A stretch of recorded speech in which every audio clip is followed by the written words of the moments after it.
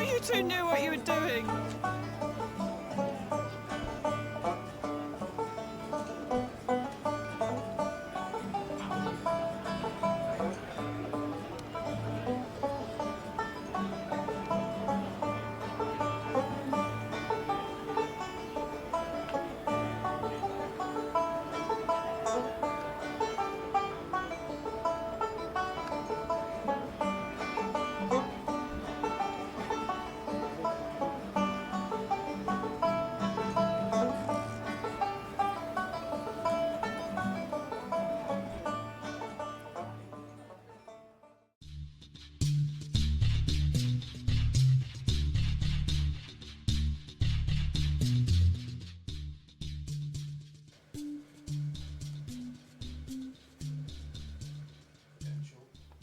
Completely free. Right. Yes. Yep. Right. Now So it's your turn.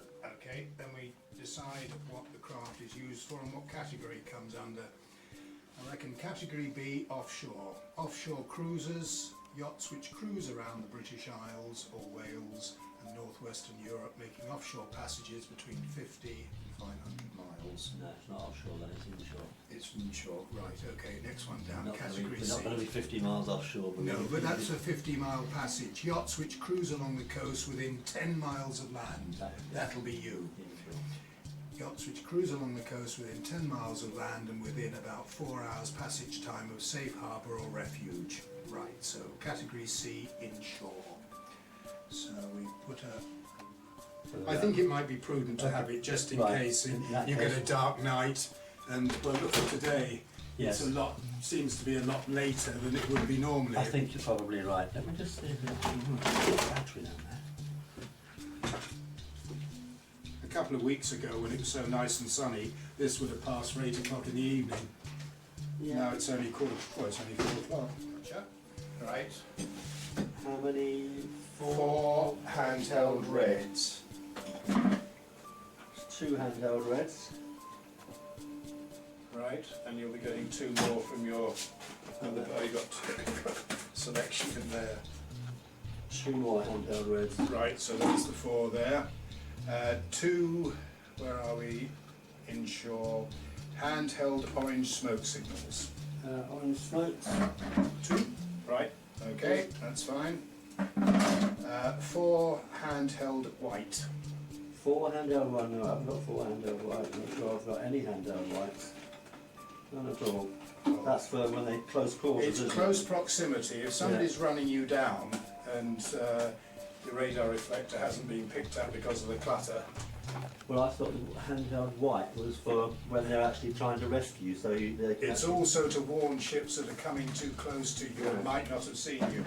Like a large, fast-moving ferry boat. If you suddenly light a white flare, then he'll get the shock of his Well, life. we have no handheld whites. Okay.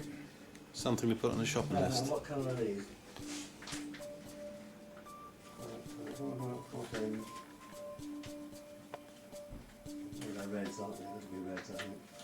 I don't see why Well, it's not. advertising, I'm thinking. Yeah, Particularly great. on the canal. Okay. It'll be seen So- by both sides then. No, I hope you both found that this has been beneficial. And as I say, it's totally confidential. There's one sticker for the port side, and I'll give Thank you you, one Richard. for the starboard side. Excellent. One each. Well, Right. when we're going down the canal, they can see that we're... Yeah. Where do we wear these on? Yeah. No, it goes on the boat. There you go. Right, Thank you. there's See, that. thank you, And there we are. Now, can you assure me that this test gives me complete confidence that we will not die? It's your own experience You're and not training supposed and to expertise. You're not supposed to laugh. Literally mine. Right. Thanks a lot, Richard.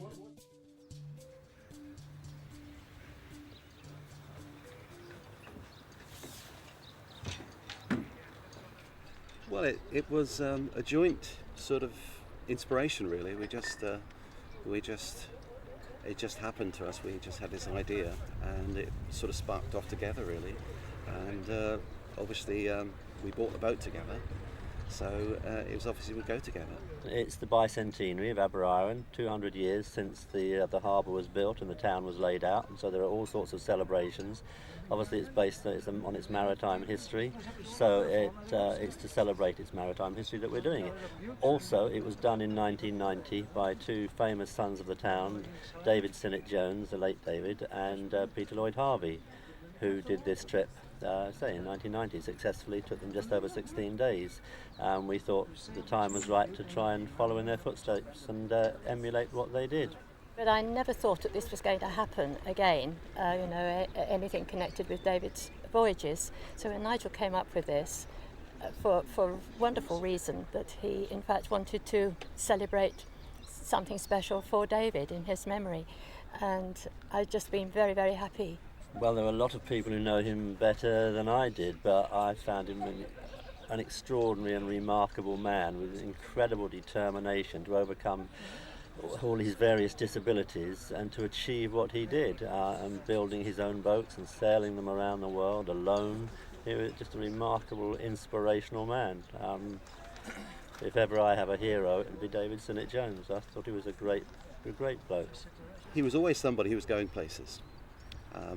He always had time for you. He always spoke to you. He was always pleasant, understanding, very knowledgeable, and very, very shy, really. That's how I found him.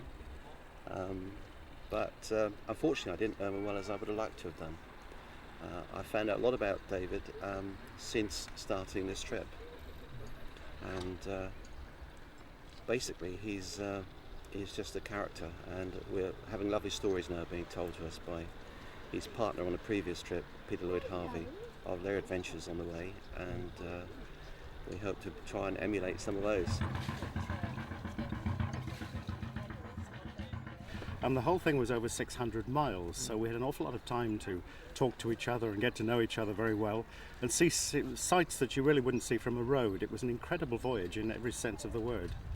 I just hope it all goes well and that we have fun. I know Peter Lloyd Harvey, who's standing up there, who went with Dave, he said it was fun. They laughed a lot and had some good times. A few scary moments, but any sea passage is like that. So, yeah, we just hope to enjoy it. And it's just such an interesting idea to circumnavigate mainland Wales. And to go through the sea and through the rivers and through the canals and back round again. It's an interesting voyage. Well, we have sailed together quite a bit, so we know each other quite well. There's a fair bit of banter that goes on, and I hope it will be okay. The jury's out. We'll see. I'm sure we'll get on fine. There's nothing like adversity to pull you together. And I was best man at Roy's wedding, so we get on fine.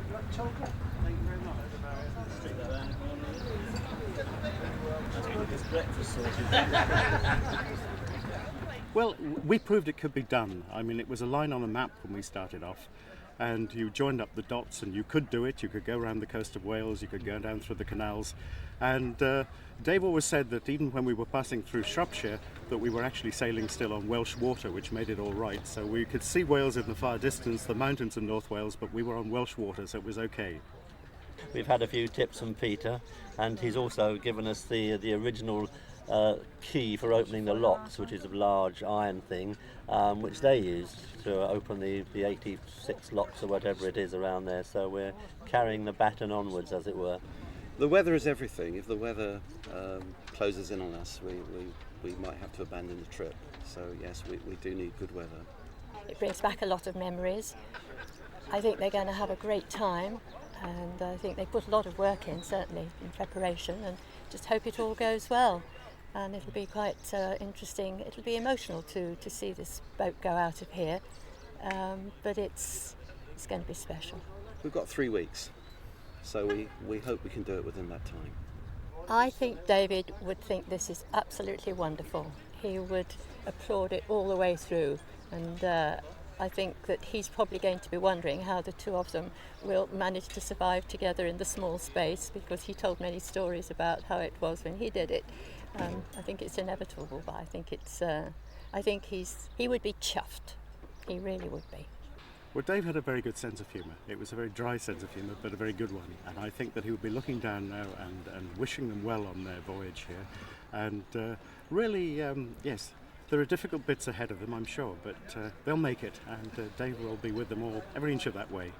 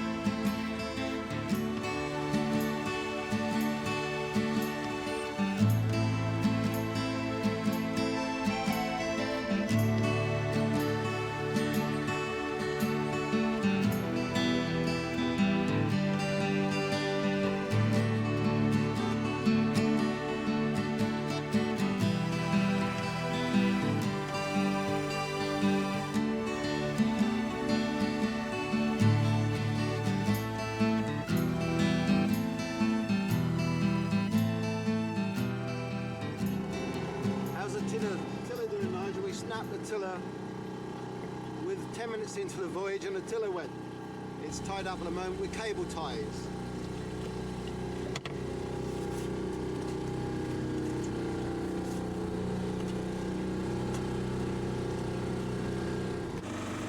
Well, there's Bardsey.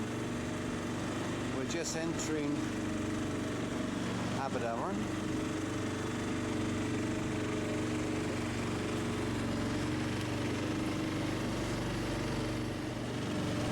There's Captain Pugwash.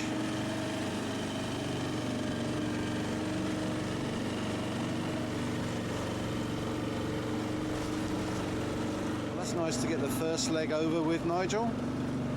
Yes, it's been a lumpy old day, a lot of surge and swell out there. Had to ride down, so it's been a lot of hard work on the boat. Had a few waves over the side.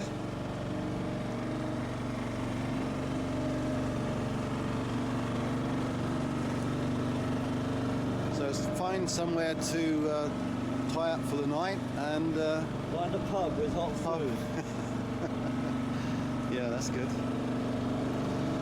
That was a bit silly of us to give the petrol away back to Air on Breeze, wasn't it? We should have gave them the whiskey instead. Well, I'll argue over that one. We went into Aberdaron Bay, but we couldn't really do anything there. The swell was running in there, the southeasterly wind was blowing straight in. There wasn't a sensible anchorage, so we decided to try the barge. It was slack water just. It wasn't quite the perfect time for coming through, so it's pretty lumpy and peculiar. We came through okay, and we're now heading up the coast. get ourselves to Portston Clean on the other side of the peninsula, which is 12, 15 miles possibly. North Incline on the first day.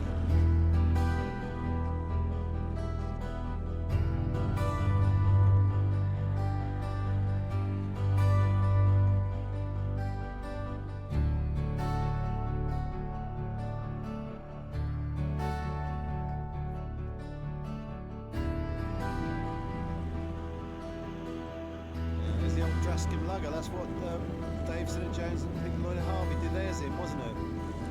The 18-foot one. It's quite a bit bigger than this, isn't it?